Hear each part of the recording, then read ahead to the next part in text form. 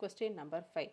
The following are the marks scored by the students in the summative assessment exam. Calculate the median. ஒரு வகுப்பு தொகுத்தறிவு மதிப்பீட்டில் மாணவர்களின் எடுத்த மதிப்பெண்கள் இடைநிலை அளவை காண்க அப்படின்னு சொல்லியிருக்காங்க. கிளாஸ் பிரிவு இடைவெளி அண்ட் நம்பர் ஆஃப் ஸ்டூடெண்ட்ஸ் கொடுத்துருக்காங்க. 0 to 10 வந்து 2, 10 to 27, 20 to 30 15, 30 to 40 10, 40 to 50 வந்து 11, 50 to 60 வந்து 5ன்னு கொடுத்துட்டாங்க.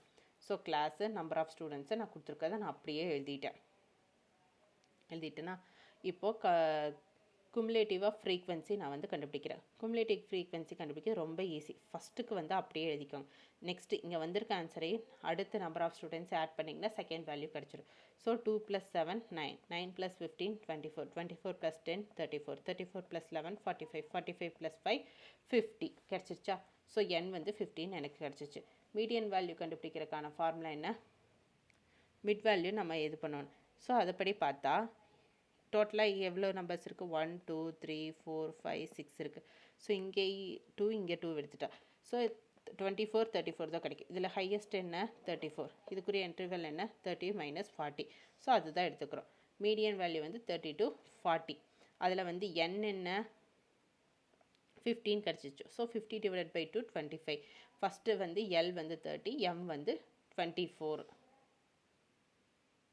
ஸோ L வந்து எனக்கு இதுதான் L, இது வந்து 34, இது M வந்து இதுதான் M. இது ப்ரீவியஸாக இருக்கிறத எடுத்துக்கோ. ஸோ C வந்து 10, F வந்து 10ன்னு கிடச்சிச்சு. ஸோ மீடியன் வந்து L + n / 2 minus M / F into C-ஆ. So இதை வந்து ஃபார்முலாவில் சப்ஸ்டியூட் பண்ண போகிறோம். நெக்ஸ்ட்டு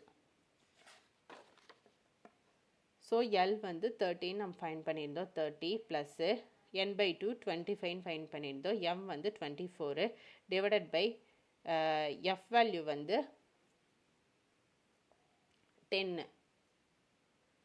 F வேல்யூ வந்து 10 ஃபைன் பண்ணிட்டோம். இன்ட்டு C வேல்யூ வந்து 10 தான். ஸோ அதையும் ஃபைன் பண்ணிட்டோம். அதையும் நம்ம இங்கே எழுதி சப்ஸ்டியூட் பண்ணுறோம். சப்ஸ்டியூட் பண்ணி 25 - 4 வந்து 1, 30 + 1 31 / 10 into 10, 10 10 கேன்சல் ஆகி 30 + 1 31. ஸோ மீடியன் வந்து எனக்கு 31 கிடச்சிச்சு. இதுதான் இதோட ஃபைனல் ஆன்சர்.